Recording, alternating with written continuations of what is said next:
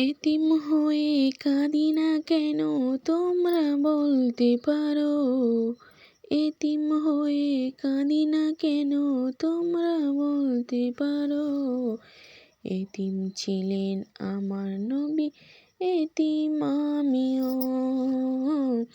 এতিম ছিলেন আমার নবী, এতিম আমিও। নেই বাড়ি ঘর আমার, নেই বাড়ি ঘর আমার, নেই যে বাবা মা আমার, আমার মতো কপাল পোড়া নেই তো ভবে আর।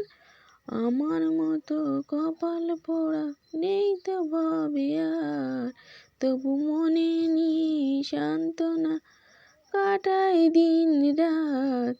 তবু মনে নি সান্ত্বনা কাটাই দিন রাত। এতিম ছিলেন আমার নবী হযরত মুহাম্মদ। শুভ সকাল, আসসালামু আলাইকুম। কেমন আছো আমার প্রিয় ভাই বোনেরা? আশা করি ভালো আছো।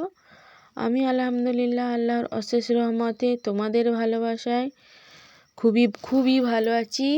বিন্দাস আছি, ঝাক্কাসে আছি, জোশে আছি। অনেক দিন পরে হয়তো নাসিদের মধ্যে কিছু একটা ভুল আছে আমার গজলটার মধ্যে, তা ক্ষমা দৃষ্টিতে দেখে শুরু করে দিচ্ছি আজকের ব্লগটা। তা সব কাজ সারা হয়ে এসেছে, চাল ভিজিয়ে দিয়েছি। আর সংসার মানে যুদ্ধর ময়দান। এটা একটা সবচেয়ে বড় যুদ্ধ, জীবন যুদ্ধ। সেই যুদ্ধর ময়দানে নেমে পড়েছি সকাল হওয়া মানেই। তা এখানে চাল ভিজোচ্ছি, আলো চাল ভিজোবো। আরে আমি ভুলেই গিয়েছিলাম, তা অন্যদিকে চেয়েছে ভিডিওর ভয়েস দিচ্ছিলাম, কাজ করছি, আর ওই জন্য ভুলেই গিয়েছি। তো এখানে আলো চাল ভিজোচ্ছি। আর আমার এখন সবে দাওয়াটা ঝেঁটিয়েছি, এখন বাকুল ঝেঁটানো হয়নি, চুলো লাতা দেওয়া হয়নি, বাসনও মাজা হয়নি, কিছু কাজ হয়নি। তা অন্য খেয়ালে ভিডিওর ভয়েস দিতে দিতে বলে ফেলেছি যে আমার সব কাজ সারা হয়ে গেছে। তা চলো চুলোটা লাতা দিয়ে দিই। আজকের খুব বকবক করবো তোমাদের সঙ্গে। মাঝে মাঝে বকবক করতে খুব ভালো লাগে, আর মাঝে মাঝে একটু খারাপও লাগে। মানুষের জীবন তো, মানুষের মন সবসময়। তা আমি কিছু কথা বলতে চাই আজকের। আমরা প্রত্যেকটা মানুষই জানি মানুষ স্বার্থপর। আরে যে মানুষ নিজেই স্বার্থপর সেই নিজেই আবার বলে যে অন্য একজন স্বার্থপর। আরে কি মুশকিল! আর আমি নিজেই স্বার্থপর কিন্তু অন্য মানুষকে বলি স্বার্থপর। আরে কি আর বলবো। তা কেউ নিজেই জানে না কে স্বার্থপর আর কে ভালো কে মন্দ। আমি মনে করি আমি নিজে যদি ভালো হই, পৃথিবীর সব মানুষটাই আমার কাছে ভালো। সকালবেলা সব কাজ সারা হয়ে গেছে, এখন করছি চা খাবো। লাল চা, আর দেখি কি আনি খাবো। সকালবেলা হটপট করে সব কাজ সারতে সময় শেষ। এখন বেজে গেছে 8টা বেজে গেছে। তা ঠিক আছে, চলো চা করি, আবার পরে কথা হচ্ছে। খুব একটা ঠান্ডা লাগেনি, তবুও চাদর গায়ে দিয়েছি। চলো আর বেশি কথা আর করবো নি, পরে কথা হচ্ছে, চাটা করে খাই। তা ক্লিয়ার ফোনটা একটু সব কিছু দেখিয়ে দিলাম, ঝাক্কাস এবং বিন্দাস।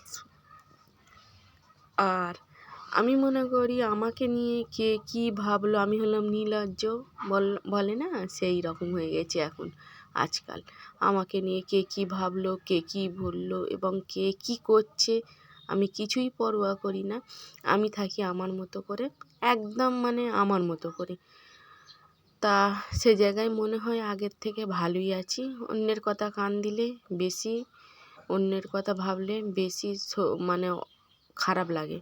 এখন আর কারোর কথা নয়, আমি নিজেকে নিয়ে ভাবতে শিখে গেছি, আমার পরিবারের মানুষকে নিয়ে আমি ভাবতে শিখে গেছি। তা এখানে তোমাদের দুলাভাই মুড়ি মিশাচ্ছে, আর আমি চা খাচ্ছি। মুড়ি চা বিস্কুট দিয়ে, পার্লেজি বিস্কুট একটা দিয়ে খাচ্ছি। তবুও তোমাদের দুলাভাইয়ের হাত মানে মুড়ি থেকে খাবলা মেরে নিয়ে খাই। তা তোমাদের দুলাভাই তো পুরো সবটাই মানে মুছে পরিষ্কার করে খায় না, উনিও খায়, অর্ধেক খাবে অর্ধেক আমাদের তারে রেখে দেয়। তা এখন দেখেছো আমি অনেক কিছু কিনে এনেছি, অনেক সবজি রান্না করছি, কারণ সবজির দামটা কমে গেছে বলে। আর কি আশায় একটা কাটলাম, ওই একটা না ডাব হয়েছিল নিচের দিকে, আমি ভেবেছি নারকোল হয়ে গেছে, একটু বড় মতো হয়েছে বলি পেড়ে দিত, আমার ভাইপো একটা পেড়ে দিয়েছে, মানে একদম আম গাছে উঠলে আম গাছে ডাব হয়েছে বলে না, সেই রকম। তা উঠলো, পেড়ে দিল বাবা, আর হয়ে গেল সেটা ডাব, নারকোল একদম কচি ফুল ডাব।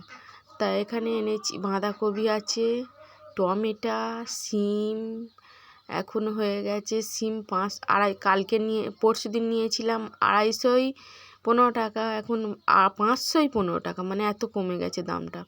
ভাত এখানে হচ্ছে, আর ওখানটায় তোমাদের দুলাভাই একটা বড় কাতলা মাছ এনেছে। কাতলা মাছটা এনে ডিম, প্রথম ভেবেছিল ডিম রান্না হবে, ডিম এনেছিল, আবার মাছওয়ালা দেখে গিয়ে কাতলা মাছটা নিয়ে এসেছে।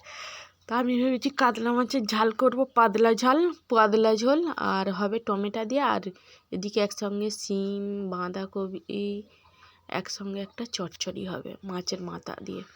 তা খেতে কিন্তু সেই হয়েছিল।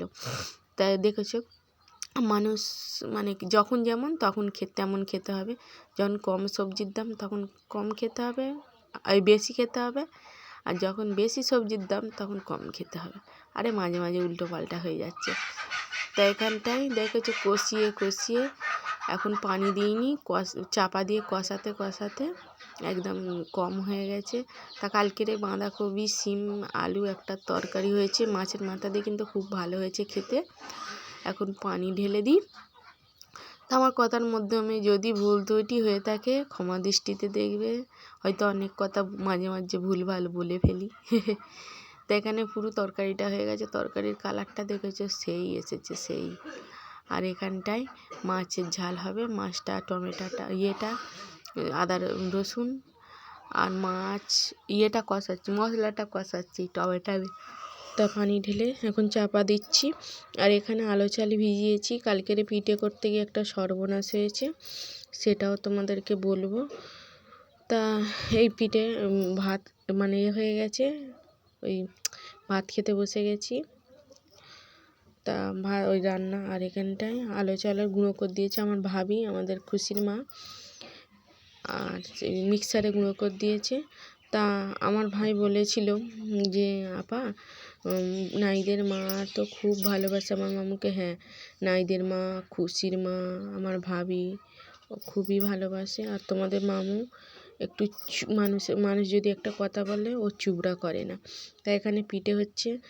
তা এই কড়াটা আমার চিতকে করা, আমি কারোর থেকে কোনো জিনিস চাই না, আর চাইলেও আমি একটু খুশির মার থেকে চাই, আমার ভাবির থেকে চাই, আর নাইদের মার থেকে চাই, এর থেকে আর বেশি কারোর কাছ দিয়ে কিছু চাই না। তা ওদেরও হয়তো নেই, আমি এনেছি। আর দুধ চিতে করতে গিয়ে শুকিয়ে গেছে, আর কি অবস্থা, দুধটাই শুকিয়ে গেছে, মানে কি সে একটা বড় ক্যান্সার হয়ে গেছে, সেটা বলা যাবে না। তা দেখবে যে মানুষকে নিয়ে বেশি ভাববে, বেশি করবে, সেই মানুষগুলো বেশি তোমাকে মানে তোমার পিছনে লাগবে। দেখবে তাদেরকে নিয়ে ভাবা ছেড়ে দেবে, তাদেরকে নিয়ে মনে করবে তারা তোমার কেউই না, এমনভাবে চলে যাবে তাদের যেন তুমি দেখতেই পাওনি। দেখবে তারা তোমাকে নিয়ে কোনো কথাই বলবে না। এটা হলো যুগ, এটাই হলো। আমি এইভাবে করি, তো কোনো মানুষকে দেখে যাকে মনে হয় আমার ভালো লাগে তার সঙ্গে কথা বলি, যাকে মনে হয় ভালো লাগে না কথা বলবো নি, এড়িয়ে চলে যায়। এটা হয়তো অনেকে বলবে অহংকার, গুমন, না, আমার মনে হয় অশান্তি ঝগড়ার থেকে এড়িয়ে চলা মানুষকে অনেক ভালো। আমি এখন আজকাল প্রতিবাদী হয়ে গেছি, যাকে বলবো তার সামনে বলবো না যে একজনকে রেখে দিয়ে তার অন্যজনের সামনে বলবো, না, এটা না। তা অনেক কথা বলে ফেলেছি, আজকের এই পর্যন্ত। সবাই ভালো থেকো, সুস্থ থেকো। আগামী দিনে যদি বেঁচে থাকি আবারও দেখা হবে তোমাদের সঙ্গে। আল্লাহ হাফেজ, ভালো থেকো, সুস্থ থেকো, আর আমার পরিবারের জন্য দোয়া করো। আজকের মতো বিদায়।